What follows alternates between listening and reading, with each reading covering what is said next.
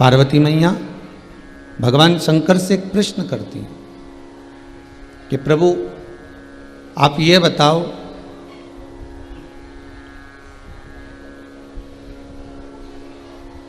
कि संसार के मानव को, मृत्यु लोक में रहने वाले जीव को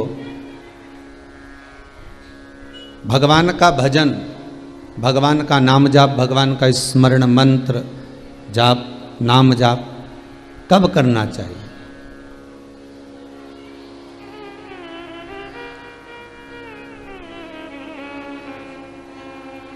भगवान का मंत्र जाप, भगवान का नाम जाप कब करें? ये पार्वती मैया भगवान शिव से पूछ रहे हैं। और भगवान शंकर माता पार्वती जी से कहते हैं, पार्वती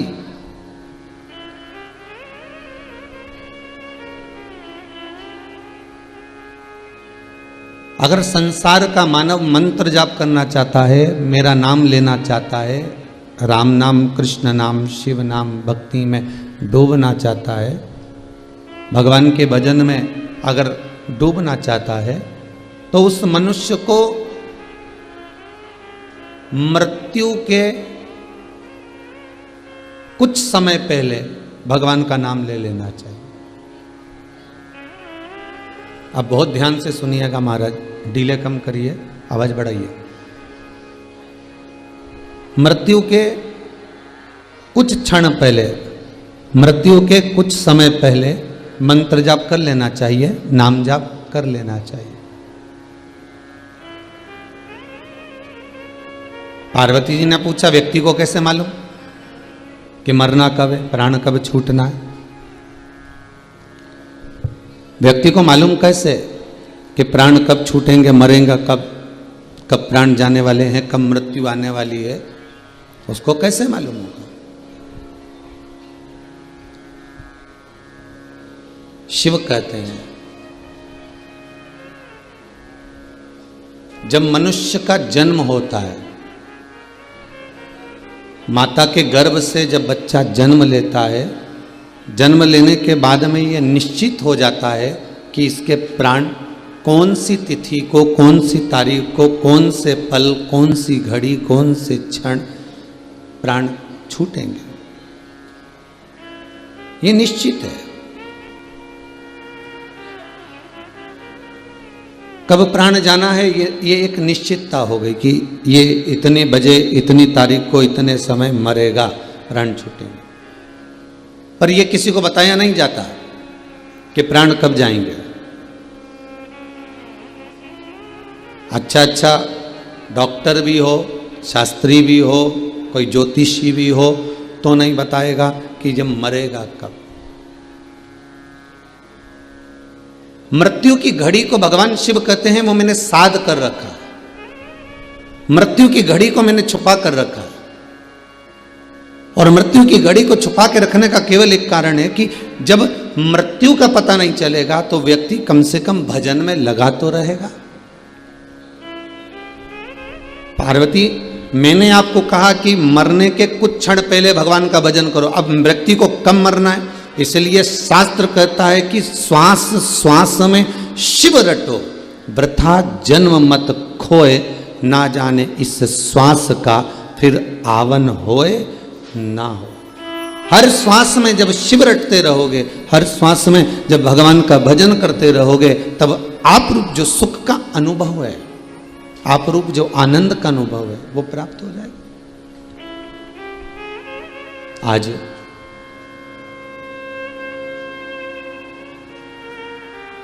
स्वर्गीय श्री नारूजी बोंडे की स्मृति में आज उनका परिवार, श्रीमती निर्मला जी बोंडे, बहू श्रीमती सोनम जी बोंडे, पुत्र श्री विजय जी बोंडे, बोंडे परिवार ये छिंदवाड़ा का यदि कथा करवा रहा है तो शिव का कुछ भाग, शिव का कुछ आनंद, शंकर का कुछ अनुमोदन, शिव कृपा कुछ तो प्राप्त हुआ होगा।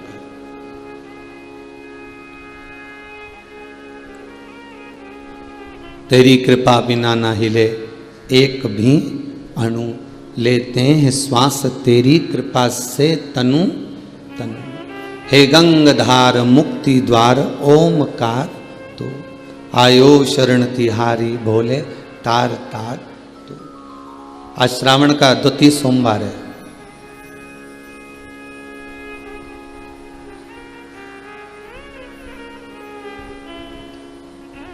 कुछ तो कृपा शिव की है जो बोंडे परिवार कथा करवाया, कुछ तो कृपा शंकर की है जो आप सब आस्था चैनल के माध्यम से, फेसबुक यूट्यूब के माध्यम से, टीवी के सम्मुख में बैठकर, भगवान के धाम में बैठकर, कुबेरेश्वर धाम का स्मरण कर कर इस पावन शिव महापुराण की कथा को सुन रहे हैं। कोई पूर्वजों का पुण्य एकाग्रित हुआ होगा तब जाकर ये पावन कथा हमको सुनने को मिल रही। और वो भी कथा कोई साधारण नहीं, गंगा शिव महापुराण की कथा।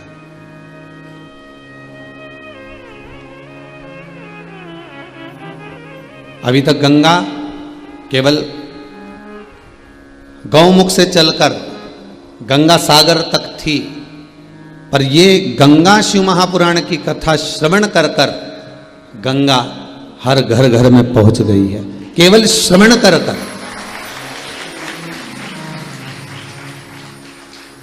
शंकर की कथा को श्रवण कर कर ये गंगा घर घर तक पहुंच रही है।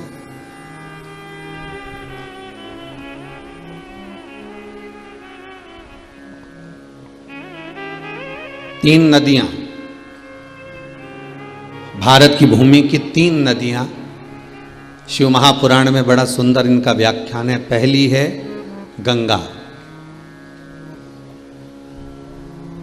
दूसरी है यमुना, तीसरी है नर्मदा। गंगा का स्नान, यमुना का पान और नर्मदा जी का केवल दर्शन जीव को कल्याण कर देता। केवल दर्शन।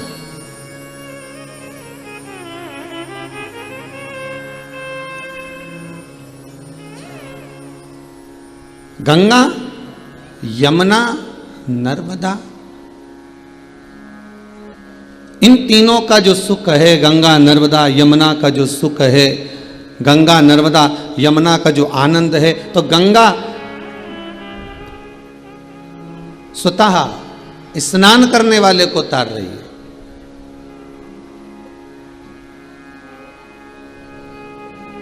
यमुना पान करने वाले को तार रही है और नर्मदा केवल दर्शन करने वाले को तार रही है। केवल दर्शन करने वाले। और ये तीनों नदियां वामन अवतार के समय पर इनका प्रागट्य का क्रम है महाराज। तीनों के प्रागट्य का क्रम वामन अवतार के समय पर।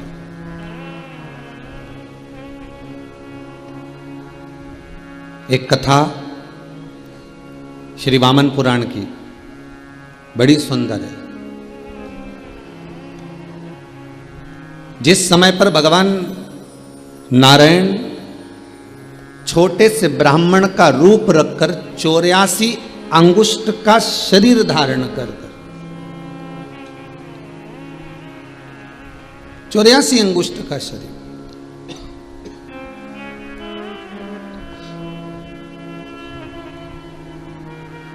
क्योंकि संसार के जितने मानव हैं, जितने मनुष्य पैदा होते हैं, संसार सागर में जितने मानव जन्म लेते हैं, प्रत्येक मनुष्य का जो शरीर होता है वो 84 अंगुष्ठ के बराबर होता है। चाहना तो आप अपने अपने घर में बैठे हो, टीवी के सामने कथा सुन रहे हो, आप अपने अपने शरीर को नाप सकते हो। 84 अंगुष्ठ के बराबर ये शरीर निकलेगा।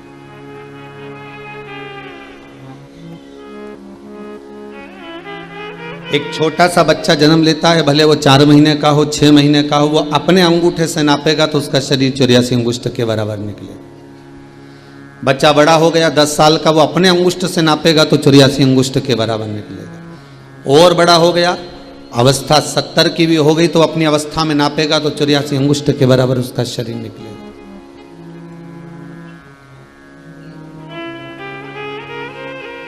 चौरासी अंगुष्ठ का ये शरीर, स्वयं वामन भगवान 84 अंगुष्ठ का शरीर धारण कर कर एक हाथ में छत्र लेकर, दूसरे हाथ में कमंडल लेकर राजा बलि की यज्ञशाला में भिक्षा मांगने गए। वामन पुराण करे।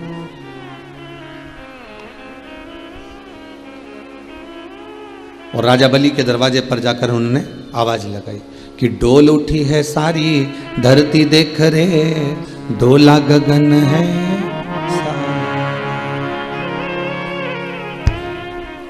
आज तेरे दर आया मांगने, वो जगत का पालन हारा रे, जगत का पालन हारा। तू छोड़ सकल अभिमान ओ पगले,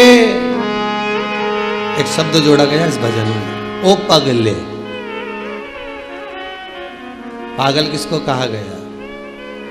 जो मीराबाई भगवान की भक्ति में दिन रात रमी रहती थी, लोग उसको बावरी कहते। बावरी मतलब पागल।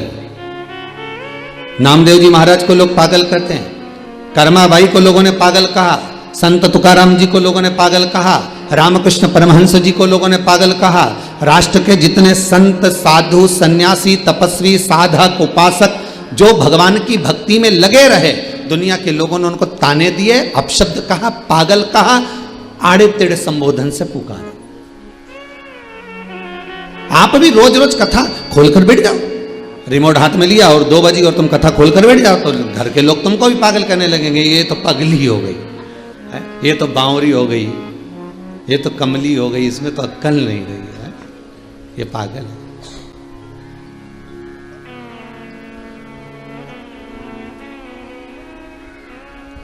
दो बजे कथा ये सुने, सवेरे से लेके फिर मोबाइल में लगा के बैठ जाए, रात होए पलंग पे पड़ी पड़ी भी कथा सुनती रहे, तो लोग नहीं पागल कहेंगे?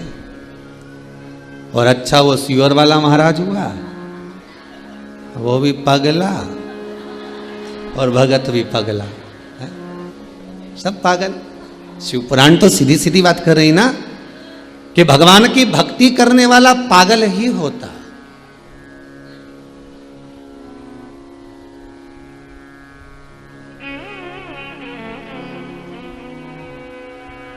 जो भगवान के भजन में डूबा हुआ है वो पागल है।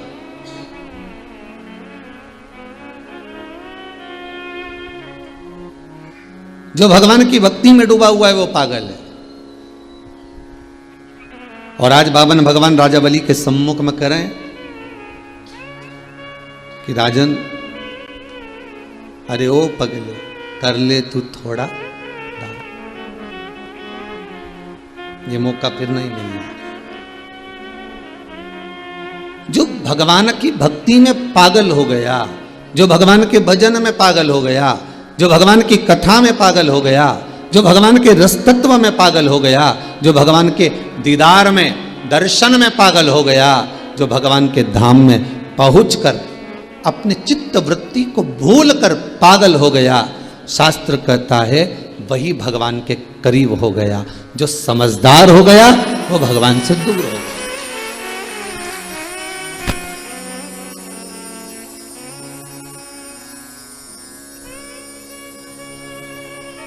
दो तरह की बहू होती है घर में, एक समझदार बहू, एक पगली बहू। ठीक है, तुम्हारे घर में भी होगी। जितने लोग कथा सुन रहे हो आस्था चैनल पर, जितने लोग कथा सुन रहे हो मोबाइल पर, जितने यूट्यूब फेसबुक पर श्रवण कर रहे हो, और जितने आनंद से अपने अपने घरों में बैठकर कथा का रस तत्व स्मरण कर रहे हैं, आपके घर में भी दो तरह की बहू होगी, एक समझदार, एक पगली।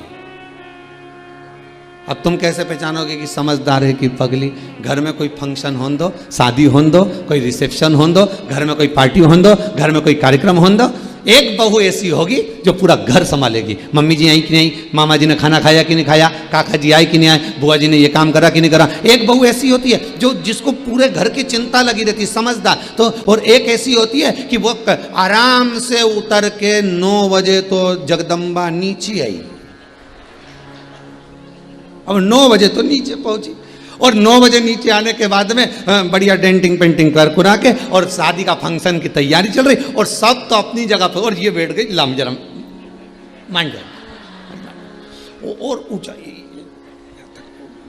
अब वो मान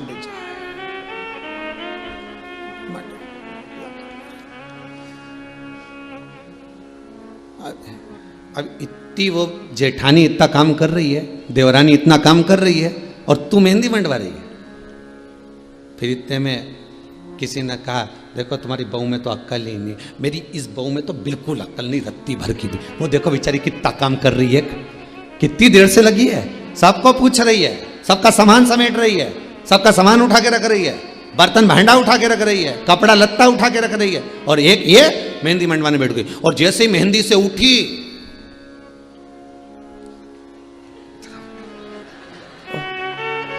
बेचारा भेरू दौड़ के आया।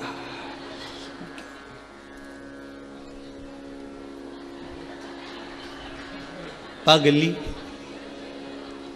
अब ये पागल, अब बेचारा रोटी की थाली वाली लगा के लाया,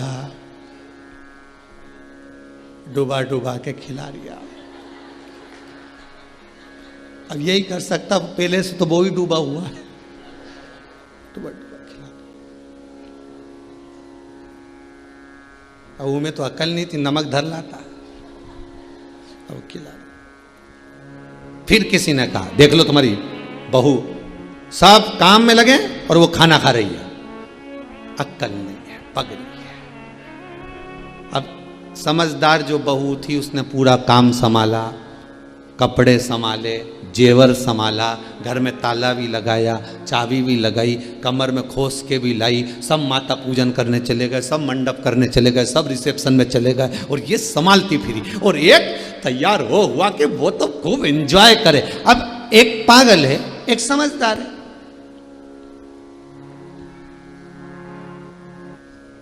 अब तुम समझदारी रखोगे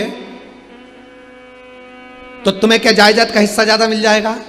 जम के तो बोलो नहीं। सास की रकम ज्यादा मिलेगी?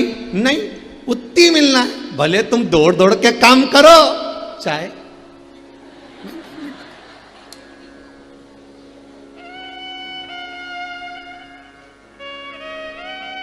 और बल्कि जो बढ़ बढ़ कर काम करता है उसको कम ही मिलता है, ये शास्त्र रीति है।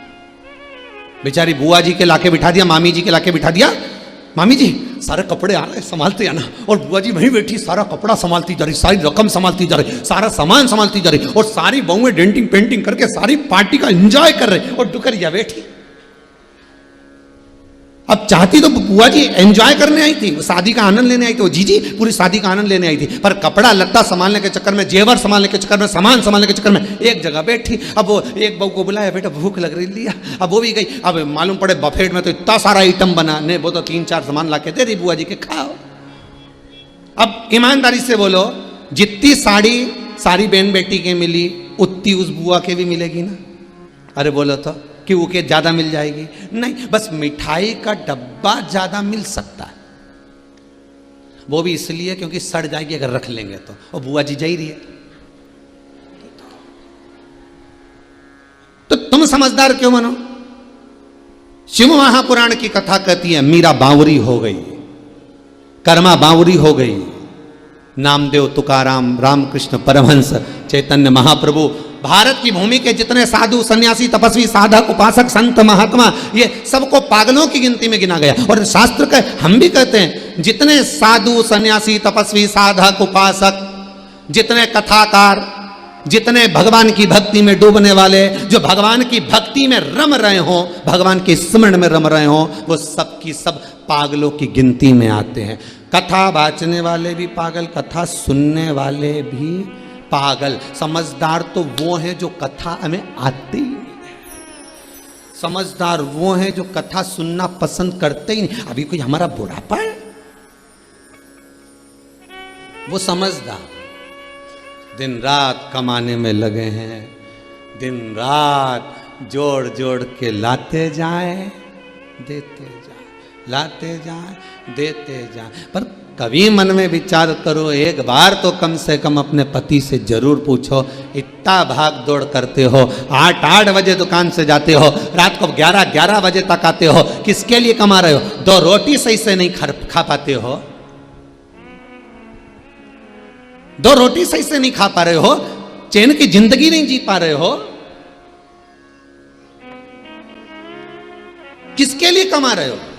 किसके लिए करना है? पति कहेगा पत्नी के लिए, बच्चों के लिए, इनको आगे बढ़ाने के लिए, बस यही इनको बढ़ाना है, इनको आगे बढ़ाना है, इनको बढ़ाना।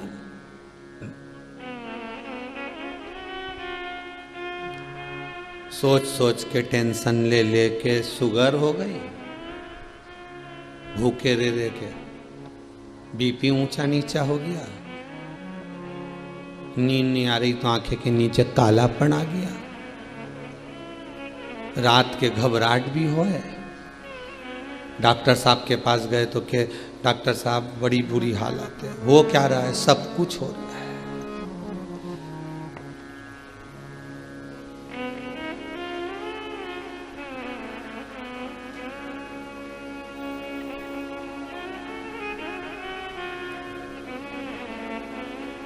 फिर बस शरीर साथ नहीं दे रहा।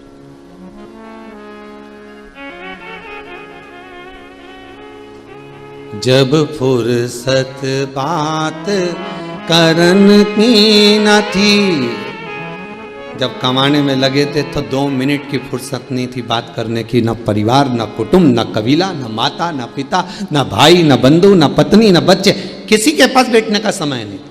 जब फुर्सत बात करन की न थी, फिर बतियाने वाला कोई नहीं, वावारी दुनिया मतलब की दुनिया में किसी का कोई नहीं, वावारी दुनिया मतलब की दुनिया में किसी का कोई नहीं, वावारी दुनिया मतलब की दुनिया में किसी का कोई नहीं, वावारी दुनिया मतलब की दुनिया में किसी का कोई नहीं, दुनिया में किसी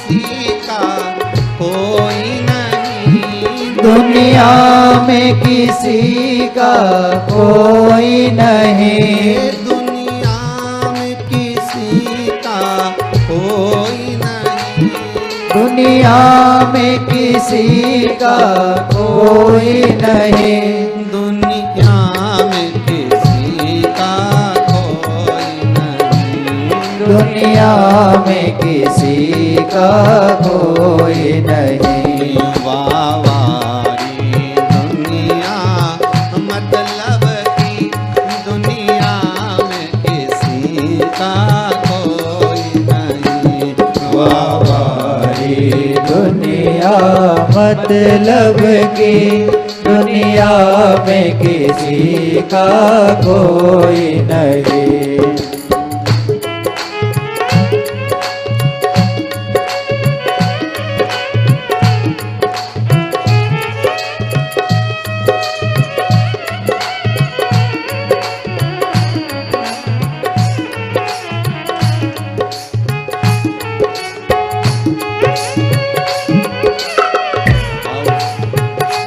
सारी सेवा देते हुए।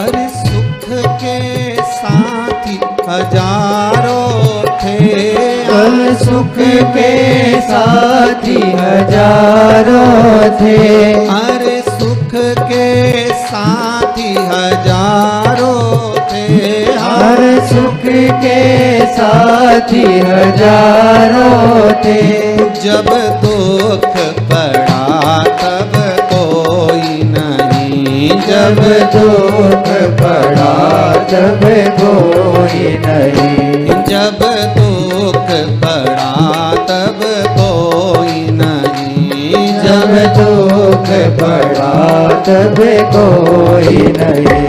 वारी दुनिया मतलब की दुनिया में किसी का कोई नहीं। वारी दुनिया मतलब की दुनिया में किसी का कोई नहीं।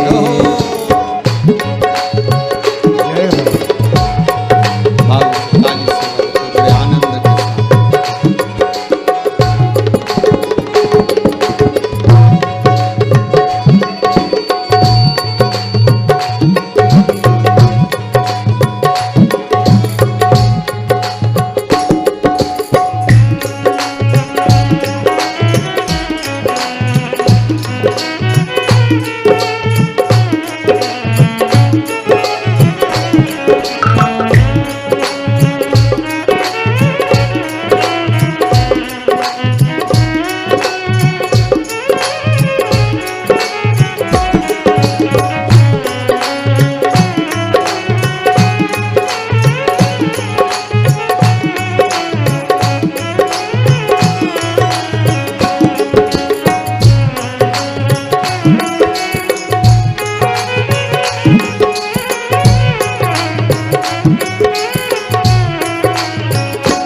अरे धन के साथी हजारों थे, हर धन के साथी हजारों थे, अरे धन के